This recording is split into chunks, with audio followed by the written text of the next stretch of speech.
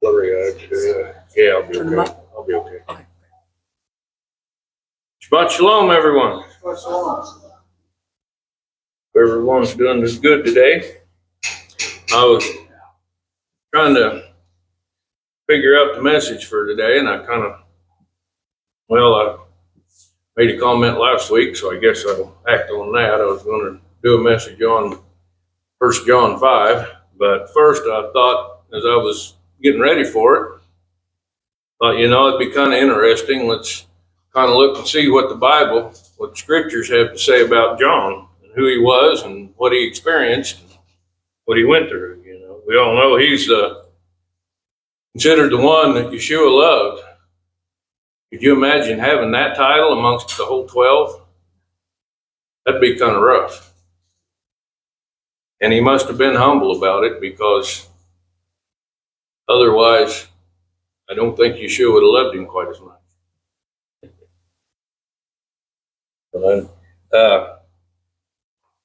We'll just kind of go through a few scriptures here and look at what some of the things that John went through and kind of get an idea. The first one's in Luke 5.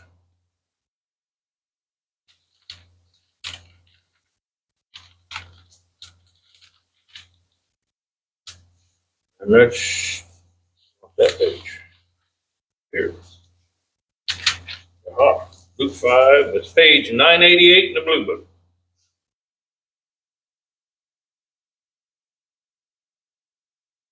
And this is the account of when I'll use John because it's easier to say than Johannes, but we all know who he is.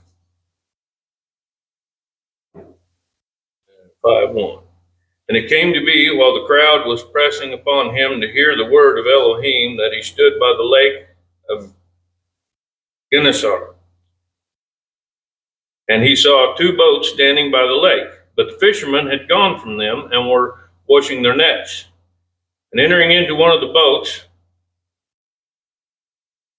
which belonged to Shimon, he asked him to pull away a little from the land, and he sat down and was teaching the crowds from the boat. And when he ceased speaking, he said to Shimon, "Pull out into the deep and let down your nets for a catch." And Shimon answering said to him, "Master, we have toiled all night and caught none, but at your word I shall let down the net." And when they did so, they caught a great number of fish, and their net was breaking. And they motioned to their partners in the other boat to come and help them. And they came and filled both the boats so that they were sinking. And when Shimon Kepha saw it, he fell down at the knees of Yeshua, saying, "Depart from me, for I am a man, a sinner, O Master." For astonishment had seized him, and all those with him, at the catch of fish which they took. So too were Jacob and Johanan, the sons of Zebedee, who were partners with Shimon. Then Yeshua said to Shimon, "Do not fear. From now on you shall catch men." And having brought the boats to land, they left all and followed him. So and then there's another account that goes a little bit different. But, if we look at this as the first time of experiencing the miracle of Yeshua, then, could you imagine being there for that? Being there to be with Yeshua. I got to watching that. I don't know if anybody else has, but that The Chosen. Anybody else been watching that? I know it's not fully biblical, and they kind of seems like they kind of add a lot to try to stretch it out. A lot of things in there that aren't. But the reason I like to watch it is because it's just to imagine what it would be like to walk with Yeshua or Messiah, to be there in person as he walked the earth as a human, and to experience all these things. And and John was there. He got to experience these things. So, and let's go on to Luke 8. I tried to keep as many of them as I could in the same book so that we wouldn't have to jump around quite so much.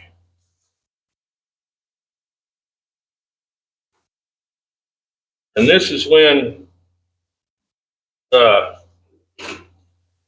this is showing that John was one of the three that Yeshua brought with him and when he went to raise a child that had passed.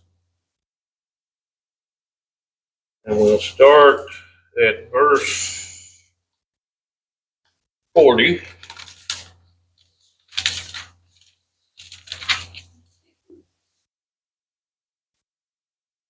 And it came to be when Yeshua returned that the crowd gladly received him, for they were all looking for him.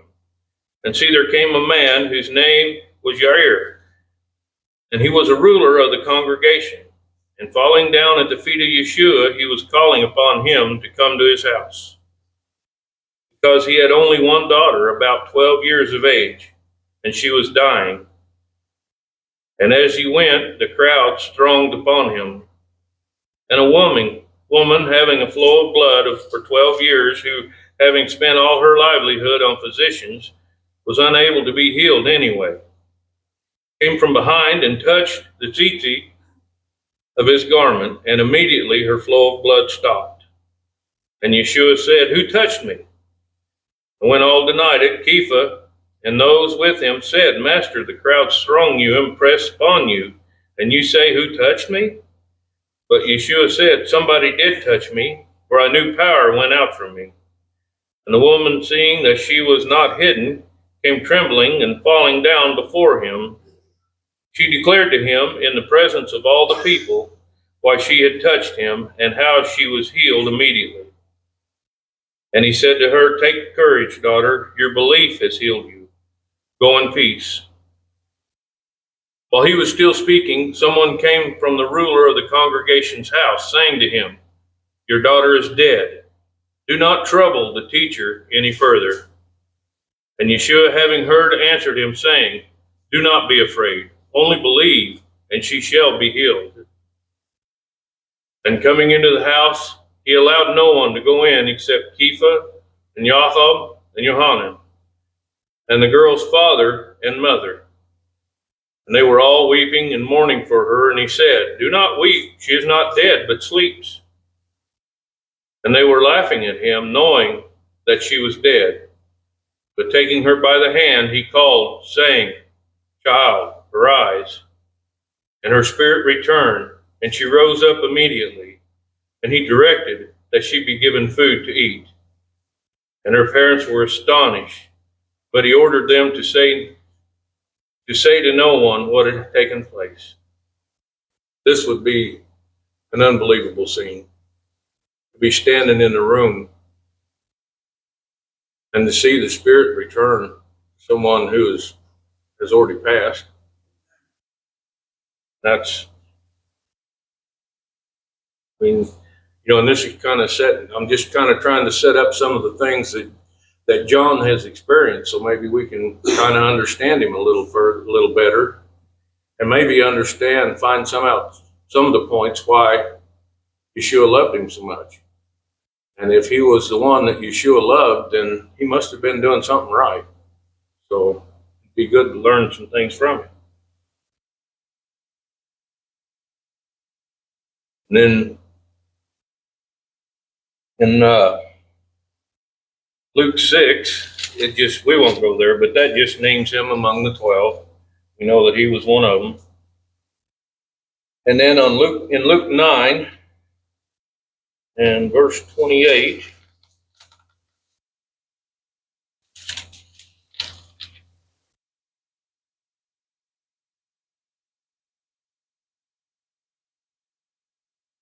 this is where Yeshua is on the mount and is accompanied by Moshe and Eliyahu.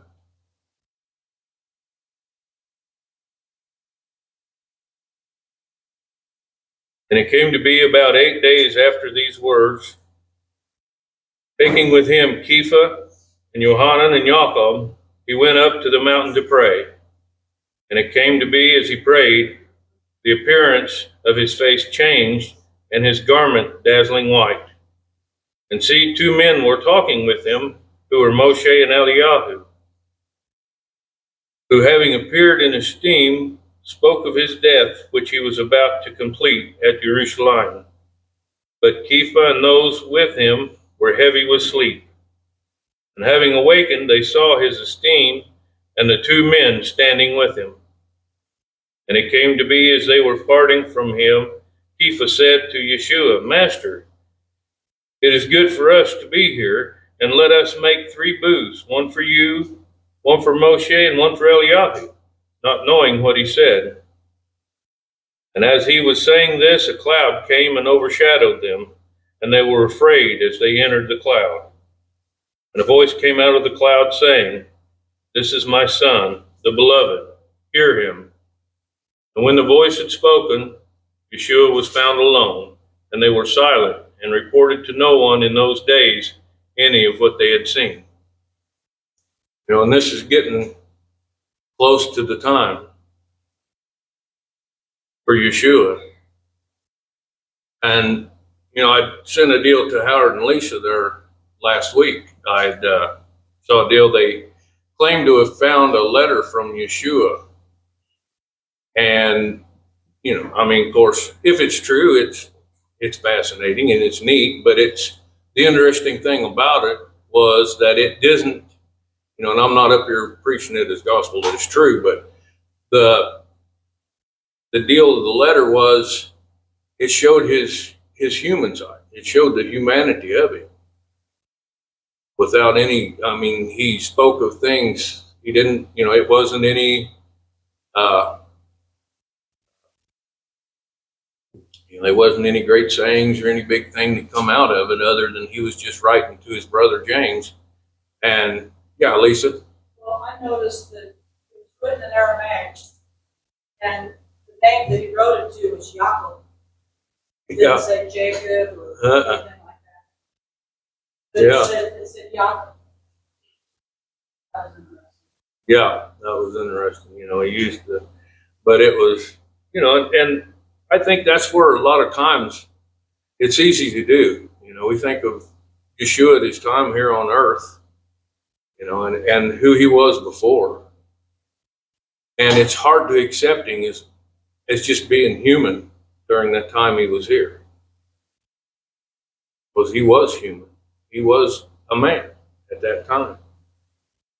And he went through all the same things that we all go through. It said things in the letter about how he was afraid for his taught ones because they still didn't understand. And it's believed from the wording of it that it was written just not long before he went to the stage. But they still didn't fully understand what he was trying to impart to them. And, if they were with him that long and still didn't have understanding yet, of course, they didn't have the Ruach yet either. Mike, yeah.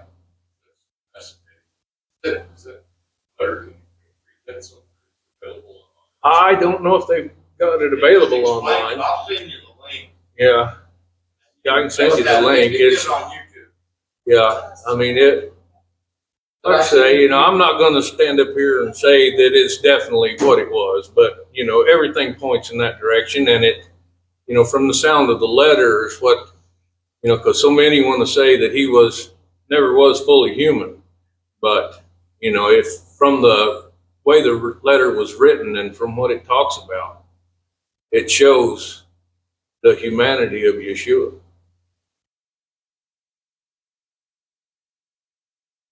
And like I say, it's easy when we think about who he is and where he is now. And it's hard to think of him as being human. And I don't say that to try to diminish anything about him. Of course not.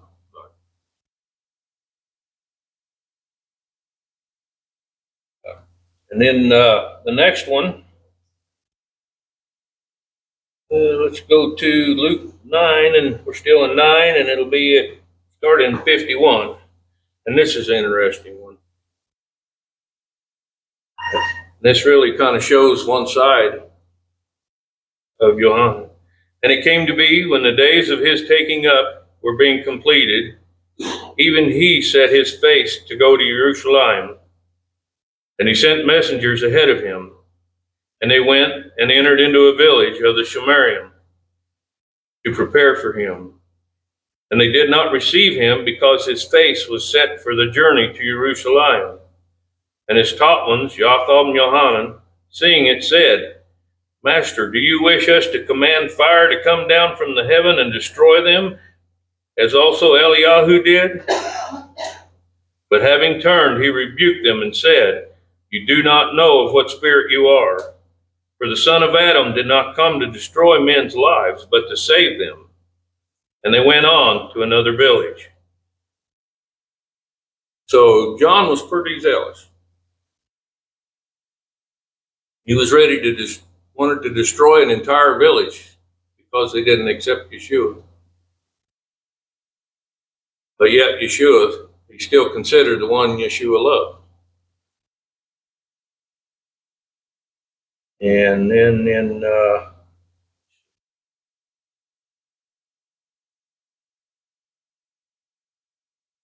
another time, if we go back to 49, and Johanan answering said, Master, we saw someone casting out demons in your name, and we forbade him because he does not follow with us.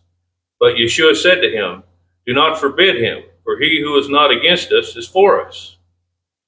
That's kind of a short one, but there again, it kind of shows how zealous he was.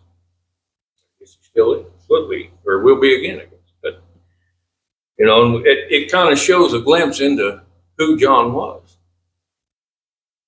He was on fire. And then if we go, for this one, we got to go into Matthew. We'll go to Matthew 20.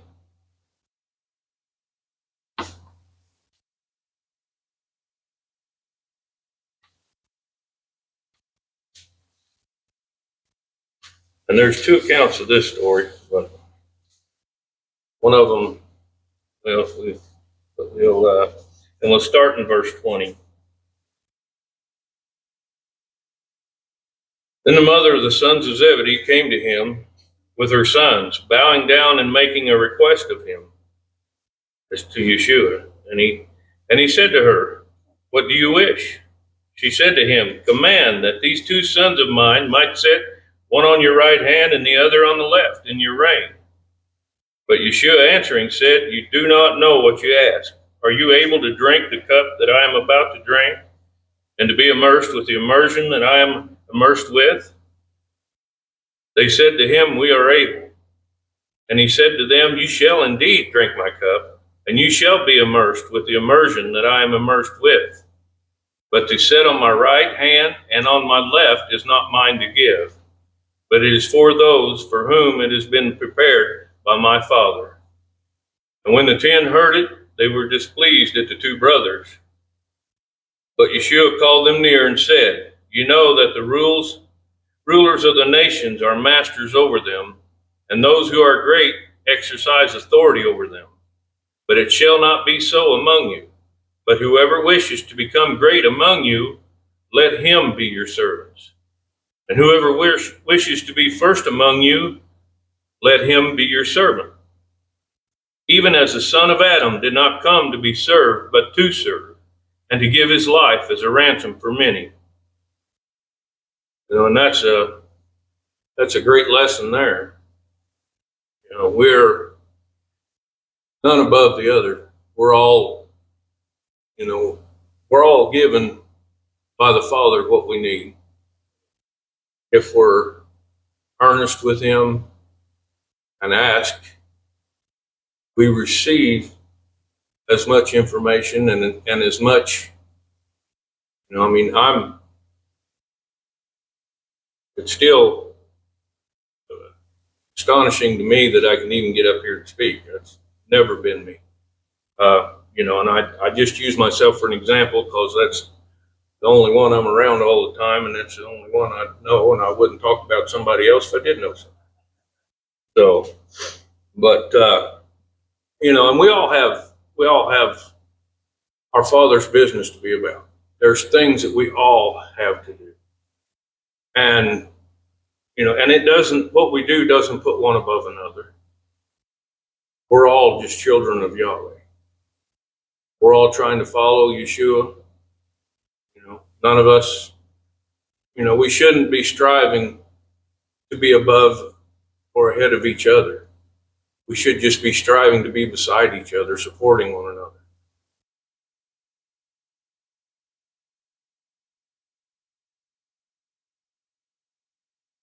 Okay, and then we'll go from there to John 13. And it's interesting, this is only told this way in John, but we'll let him, I guess, kind of witness of himself.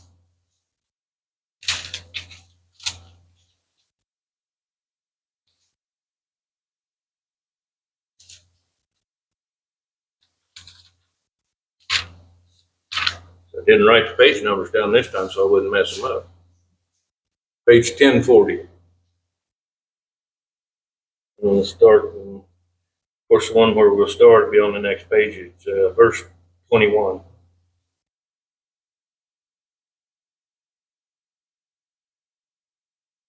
When Yeshua had said this, he was troubled in spirit and witnessed and said, "Truly, truly, I say to you, one of you shall deliver me up." The taught ones looked at one another, doubting of whom he spoke. And one of his taught ones, whom Yeshua loved, which indicates John,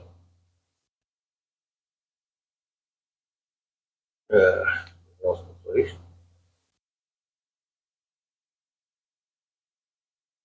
Yeah. 23. Okay. Was reclining on the bosom of Yeshua. Shimon Kepha then motioned to him to ask who it was of whom he spoke. And leaning back on the breast of Yeshua, he asked of him, "Master, who is it?" Yeshua answered, "It is he to whom I shall give a piece of bread when I have dipped it."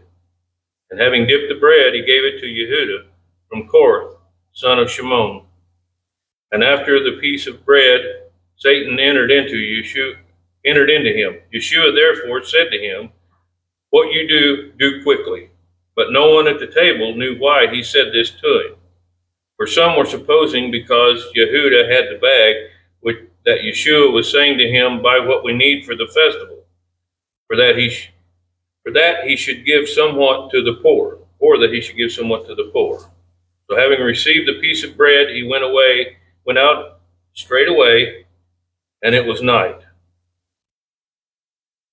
And so according to this, that's John. Then John knew before anybody else who would betray Yeshua. Imagine that information and have to keep it from the rest, knowing what's going to happen. I mean, I think probably most of us, we would have jumped up and chased him out the door, and probably had one of us would have got a whoop. But that shows another side of John. By this time, with all that he had seen, possibly, I mean, of course, I can't read his mind. I don't know what was in his heart, but possibly he had finally become to accept that this was what had to take place.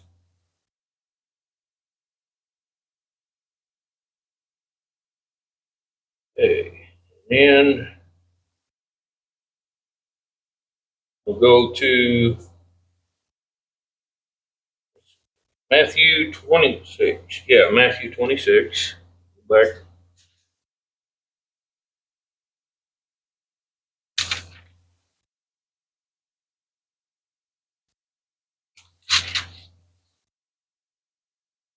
It's 9:51. And actually, we'll be on the next page. We'll start at 37.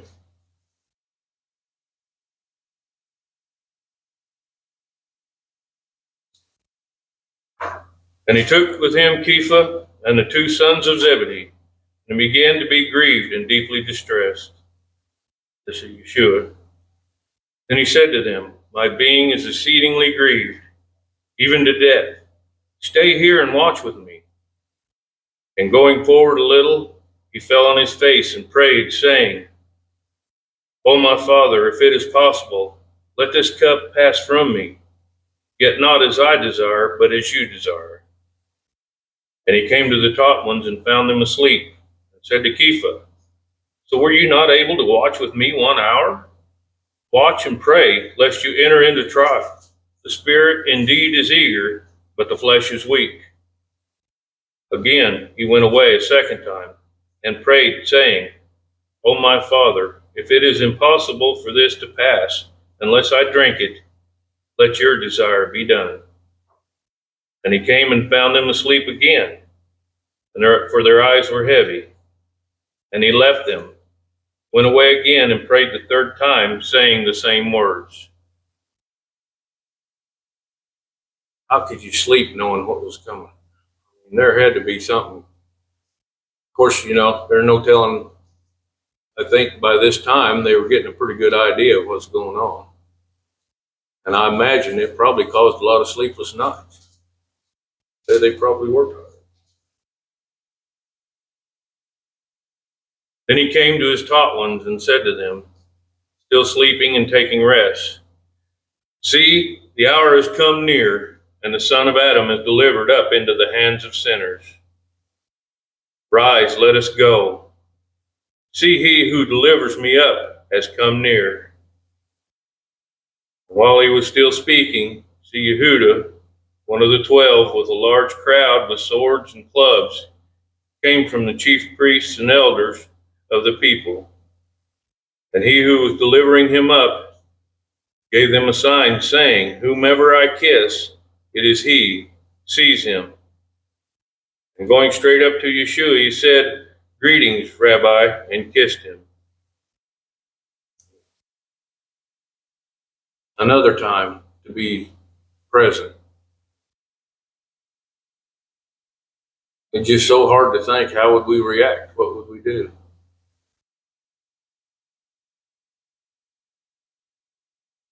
If they chose them for a reason. Of course, we know what Kepha did. Chopped the ear off. But even though we know that John was very zealous, he kept quiet. He didn't do anything this time.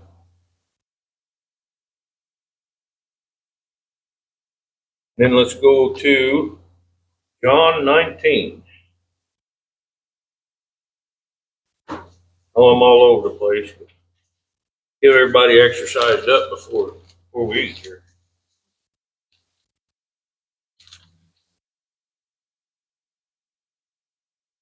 And we'll start in verse 25, which of course is on the next page.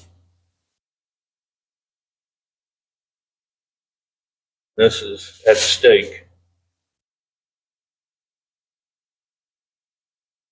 And by the stake of Yeshua stood his mother and his mother's sister, Miriam, the wife of Caiaphas, and Miriam from Magdala. Then Yeshua, seeing his mother and the taught one whom he loved standing by, he said to his mother, Woman, see your son. Then to the taught one he said, See your mother. And from that hour that taught one took her to his own home. And this is witness that John was there at the stake. I mean, if there's anything that can change a person, that'd have to be something that would change you, or really change a person.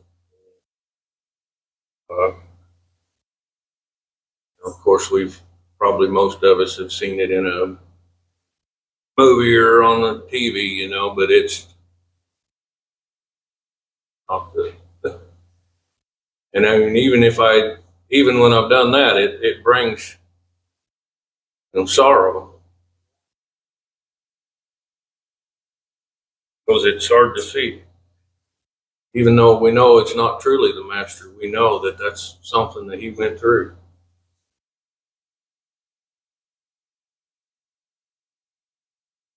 John was a witness to the impalement of Yeshua. Then we'll go over to 20, start at verse 1. And on day 1 of the week, Miriam from Magdala came early to the tomb while it was still dark, and saw the stone had been removed from the tomb. So she ran and came to Shimon Kepha and to the other taught one whom Yeshua loved, and said to them, They have taken the master out of the tomb, and we do not know where they laid him. Then Kepha and the other taught one went out, and they were going to the tomb. And the two were running together. But the other taught one outran Kepha, and came to the tomb first. And stooping down, he saw the linen wrappings laying, but he did not go in. Then Shimon Kepha came, following him, and went into the tomb, and he saw the linen wrappings laying, and the cloth which had been on his head, not lying with the linen wrappings, but folded up in a place by itself. So then the other taught one, who came to the tomb first, also went in, and he saw and believed. For they did not yet know the scripture that he has to rise again from the dead. Therefore the taught ones went away again by themselves. So he was there at the tomb. So much to see. Most of this, of course, Kepha was there, but, since we're kind of concentrating on John, I'm looking into him right now. Then if we go to 21, and they'll start at verse 1. After this, Yeshua manifested himself again to the taught ones at the Sea of Kinneret. And he manifested this way. Shimon Kepha and Toma, called the twin, Nathanael of Cana in Galilee, the sons of Zebedee, the two others of his taught ones were together. Shimon Kepha said to them, I am not going to fish. They said to him, I am going to fish. They said to him, we are also coming with you. They went out and immediately entered into the boat. And that night they caught none at all. But when it became early morning, Yeshua stood on the beach. However, the taught ones did not know that it was Yeshua. Then Yeshua said to them, Children, have you any food? They answered him, No. And he said to them, Throw the net on the right side of the boat, and you shall find. So they threw, and they were no longer able to draw it in because of the large number of fish. That taught one whom Yeshua loved then said to Kepha, It is the master. Then Shimon Kepha, hearing that it was the master, put on his outer garment, for he was stripped, and plunged into the sea. Seems interesting. Until somebody called him by name, he didn't know who it was, even know the deal with the fish. I believe that would have been a pretty good hint. Especially seeing as how that's how they first met.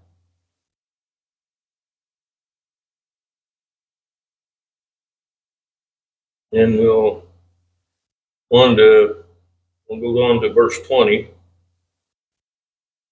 And Kepha, turning around, saw the taught one whom Yeshua loved following, who also had leaned on his breast at the supper, and said, Master, who is the one who is delivering you up? Seeing him, Kepha said to Yeshua, But Master, what about this one? Didn't call him the one that Yeshua loved, but what this one? Oh, I shouldn't have looked up a lost one. Sorry about that.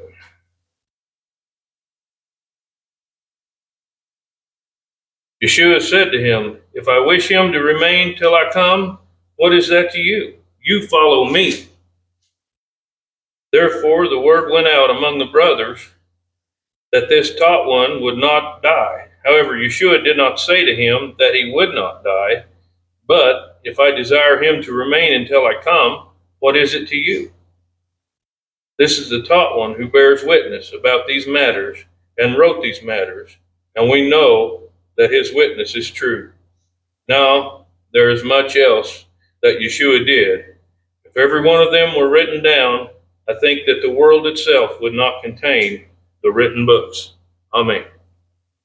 So that pretty much gives us an overview of John and Yeshua and his time with Yeshua and the things that he saw, the things he experienced, the things that he done. And now we'll go to 1 John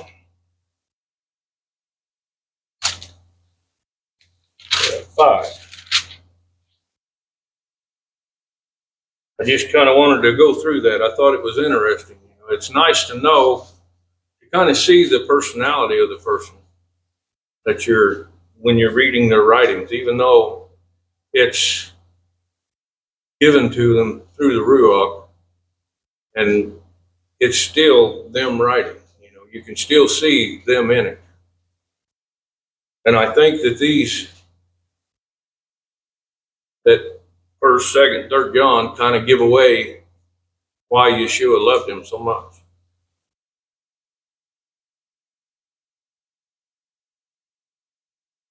Okay.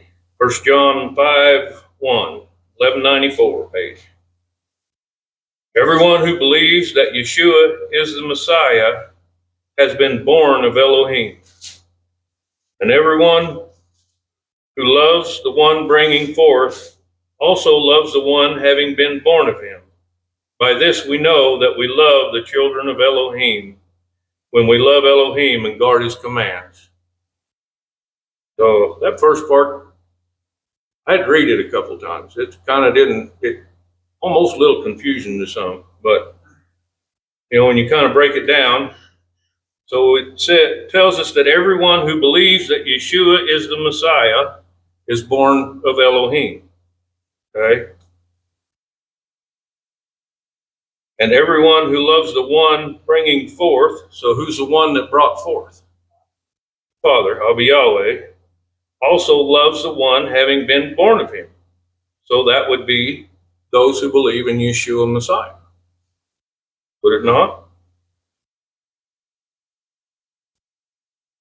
If you read it fast and don't really pay attention, you'd almost think that it's talking about, the one bringing forth also loves the one having been born of him, as if it was speaking about Yeshua, but it's not. It's speaking about those that love Yeshua, that follow Yeshua, Messiah, and agree that he's the Messiah. For this is the love for Elohim, that we guard his commands, and his commands are not heavy. We know that. Because everyone having been born of Elohim overcomes the world. And this is the overcoming that has overcome the world, our belief. So we overcome the world with our belief in Yeshua Messiah. We're born of Yahweh, we're children of Yahweh, because we believe in Yeshua Messiah, the Son. Who is the one who overcomes the world but he who believes that Yeshua is the Son of Elohim? This is the one that came by water and blood, Yeshua Messiah, not only by water, but by water and blood. And it is the Spirit who bears witness, because the Spirit is the truth. And we look back and and even like, looking back at that letter about how he said that if it's true, I could see it being, but I don't want to claim it as being real or not. I have no way to prove either way. But, Yeshua, it would be frustrating if you're trying to teach people and they can't see it.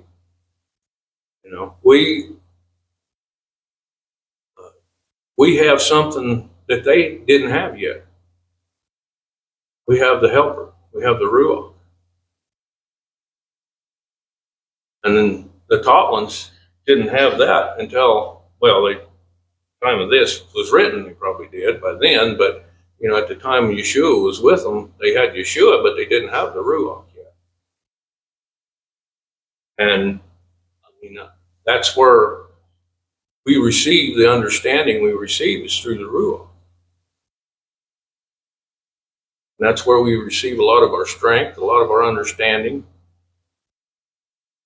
And it makes you think, it's hard to understand how they could not see they did see who he was eventually, but it's hard to understand how they could not get exactly what he was saying yet. But if they didn't have the Ruach in them to guide them, or didn't have the Spirit in them, then I could see it, because I can remember when I didn't have the Ruach and how confused I was. Goes on. Because there are three who bear witness, the Spirit and the water and the blood, and the three are in agreement, which David spoke of this last week, I believe. If we receive the witness of men, the witness of Elohim is greater, because this is the witness of Elohim which he has witnessed concerning his Son. The one who believes in the Son of Elohim has the witness in himself. The one who does not believe, Elohim has made him a liar, because he has not believed the witness that Elohim has given concerning his Son. He who possesses the Son possesses life. He who does not possess the Son of Elohim does not possess life. I have written this to you who believe in the name of the Son of Elohim, so that you know that you possess everlasting life, and so that you believe in the name of the Son of Elohim. And this is the boldness that we have in him, that if we ask whatever according to his desire, he hears us. That gets to be a hard one sometimes. We want things to happen as we want them to happen, and when we want them to happen, and it's up to his desire. We can ask, but if it's not aligned with his desire, then it ain't going to happen. And if we know that he hears us, whatever we ask, we know that we have the petitions that we have asked of him. If anyone sees his brother sinning a sin not unto death, he shall ask, and he shall give him life for those not sinning unto death. There is a sin unto death. I do not say that he should pray about that. So if we see a brother sinning, we should pray about it. And we should approach the brother. We shouldn't approach everybody else. We should approach the brother first. And if it doesn't work and it continues, then go to elder or deacon or somebody and get them to go with you. And if it still doesn't work, then it's up to it's up to the assembly to determine what will happen, up to the elders to determine what will happen. But it's important that we, if we see a brother sinning, that we don't, I've never seen it here, but that we don't just run and go tell everybody that what they done. It's important that we go to them first and go from there. And then we all know what sin unto death is, right? Blaspheming the Ruach.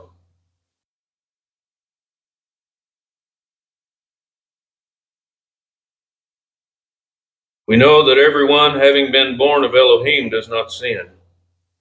But the one having been born of Elohim guards himself, and the wicked one does not touch him.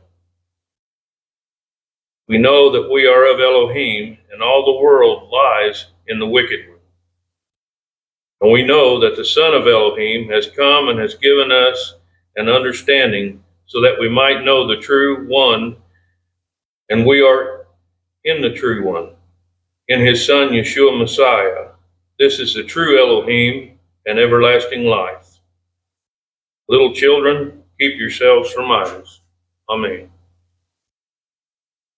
Oh, it's when we read Yohanan, I think the thing that really sticks out to me is how set he is on the brethren loving one another. And I think this was part of the reason why Yeshua, he was considered the one that Yeshua loved, because that's very important to Yeshua, that we love one another. And this place is overflowing with it. It's a joy to walk through them doors every week, see everybody's smiling faces. But it's a wonderful thing. It's a wonderful thing to have so many brothers and sisters that are so understanding in the Word and caring for one another. We're good to pray for one another.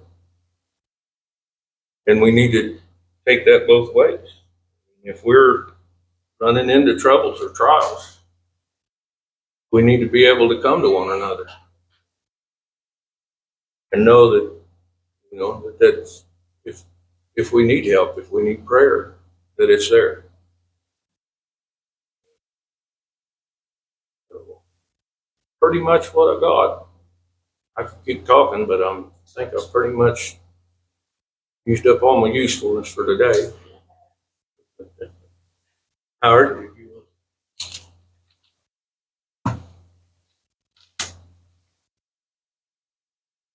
Oh, I forgot. Anybody have anything to add?